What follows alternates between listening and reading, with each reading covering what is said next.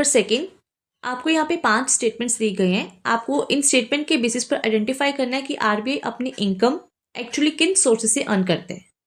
Statement number 1, government bonds की buying and selling करके। Second, foreign currency की buying and selling करके। Third, pension fund management से। Fourth, private company को उधार देकर। फिफ्थ, करेंसी नोट्स को प्रिंट कर कर और डिस्ट्रीब्यूट करके। You are given 5 seconds. Your time starts now.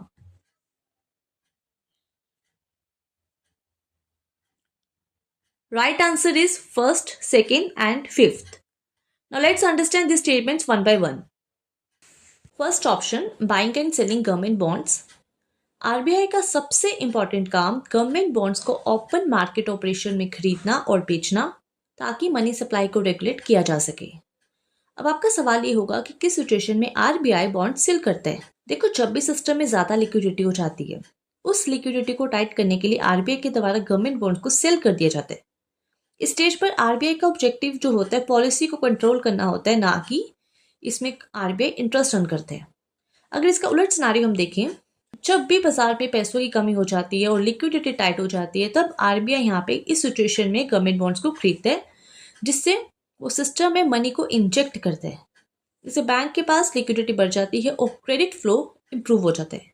इस सिचुएशन में आरबीआई बॉन्ड होल्डर बन चुका होता है और इस वक्त गवर्नमेंट आरबीआई को इंटरेस्ट पे करी होती है, इसलिए यहाँ से आरबीआई इनकम अर्न करता है। इसके अलावा जो बॉन्ड प्राइसेस मार्केट में ऊपर नीचे होते रहते हैं, अगर आरबीआई ने बॉन्ड सस्ते में खरीदा और बाद में उसे महंगे बेच दिया, तो उस प्राइस डिफरेंस से भी आरबीआई को प्रॉफिट अर्न होता है।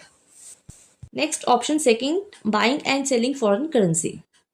1999 में एक एक्ट लाया गया था, that was foreign exchange management act, जिसके अकॉर्डिंग आरबीआई का काम है फॉरेन एक्सचेंज रिजर्व्स को मैनेज करना और एक्सटर्नल स्टेबिलिटी को इंश्योर करना। एक्सटर्नल स्टेबिलिटी का सिंपल मतलब है, जब भी इंडिया को बाहर के देशों के साथ ट्रेड करना होता था, तो उस केस में उन्हें फॉरेन करेंसी की कोई प्रॉब्लम ना आए। जैसे इंडिया क्रूड ऑयल, मशीन्स और इलेक्ट्रॉनिक जैसे प्रोडक्ट्स इंपोर्ट करते हैं, जो कि मोस्टली आपको ही पता है डॉलर्स में खरीदे जाते हैं। अगर इंडिया के पास डॉलर्स की कमी आ जाए, तो उस सिचुएशन में इंपोर्ट्स जो होंगे वो महंगे हो जाएंगे और जिसके कारण इकोनॉमी हमारी डिस्टर्ब हो जाएगी। इसलिए यहाँ पे आरबीआई फॉरेन एक्सचेंज रिजर्व्स को मैनेज करता है, ताकि इंडिया के पास सफिशिएंट डॉलर्स रहे और फॉरेन पेमेंट स्मूथली होती रहे। इस प्रोसेस में आरबीआई फॉरेन एक्सचेंज मार्केट में बाय और सेलिंग का काम करता है और ये एक्टिविटीज उसके प्रॉफिट्स में कंट्रीब्यूट करती है। फॉर एग्जाम्पल, अगर आरबीआई ने यूएस डॉलर्स को लोअर रेट पे खरीद लिया और बाद में जब डॉलर महंगा हो गया तो उसे हाई रेट पर सेल कर दिया, तो जो बीच का प्राइस डिफरेंस होता है वही आरबीआई का प्रॉफिट बन जाता है। अगर हम आज की बात करें, मान लीजिए अगर आज $1 का प्राइस 80 रुपीज है, कल ये बढ़कर $1 90 रुपीज के इक्वल हो जाता है, तो जो 10 का डिफरेंस आया, that is RBI profit. Option 3, pension fund management. ये स्टेटमेंट इनकरेक्ट है, क्योंकि आरबीआई पेंशन फंड्स मैनेज नहीं करता। इंडिया में पेंशन फंड्स को मैनेज, रेगुलेट और इसके फंक्शन की overseeing pension fund regulatory and development authority के द्वारा की जाती है। Now let's talk about PFRDA. PFRDA stands for Pension Fund Regulatory and Development Authority. ये एक स्टेटूटरी बॉडी है जिसे PFRDA एक्ट 2014 के अंडर इस्टेब्लिश किया गया था। इसका मेन ऑब्जेक्टिव ये होता है कि लोगों की ओल्ड एज इनकम सिक्योरिटी को प्रमोट करना, पेंशन फंड्स को रेगुलेट करना और सब्सक्राइबर्स के इंटरेस्ट को प्रोटेक्ट करना। इसका हेडक्वार्टर न्यू दिल्ली में है। इस एक्ट के सेक्शन 4 के अकॉर्डिंग अथॉरिटी में एक चेयरपर्सन, 3 होल टाइम मेंबर्स और 3 पार्ट टाइम मेंबर्स होंगे, जिनकी अपॉइंटमेंट सेंट्रल गवर्नमेंट के थ्रू की जाएगी। Option 4, lending to private company statement is incorrect, because RBI directly private companies को लोन नहीं देता। मेनली आरबीआई जो लोन देता है वो कमर्शियल बैंक्स और फाइनेंशियल इंस्टीट्यूशंस को देते हैं। ये जो बैंक्स और फाइनेंशियल इंस्टीट्यूशंस है, यही आगे प्राइवेट कंपनीज और इंडिविजुअल्स को लोन देने का काम करते हैं। इसलिए ये जो स्टेटमेंट है lending to private companies, RBI का डायरेक्ट इसमें रोल नहीं है और ना ही एक इनकम का सोर्स है। Statement 5, printing and distributing currency notes.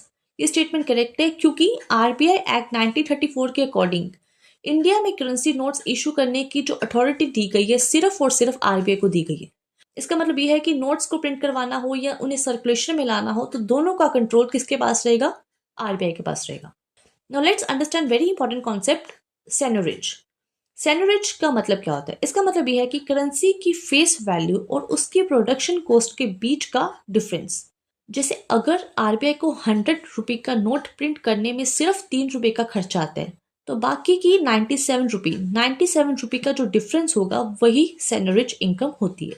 उसके बाद आरबीआई नोट्स कमर्शियल बैंक्स को फेस वैल्यू पर सेल कर देते हैं, और क्योंकि नोट की फेस वैल्यू और उसकी प्रोडक्शन कॉस्ट से काफ़ी ज़्यादा होती है, इसलिए ये डिफरेंस आरबीआई के लिए एक रेवेन्यू बन जाती है। सो इस तरह से हम अपने टॉपिक को एंड करते हैं। आपको एक एमसीक्यू दिया गया है, you have to solve and answer send कीजिए इन कमेंट बॉक्स। एक बार स्क्रीनशॉट ले लीजिए एमसीक्यू का answer. Alright, so if you want PDF of this video, description box में दिए गए टेलीग्राम चैनल पर जाकर आप इसका पीडीएफ भी ले सकते हैं। Thank you.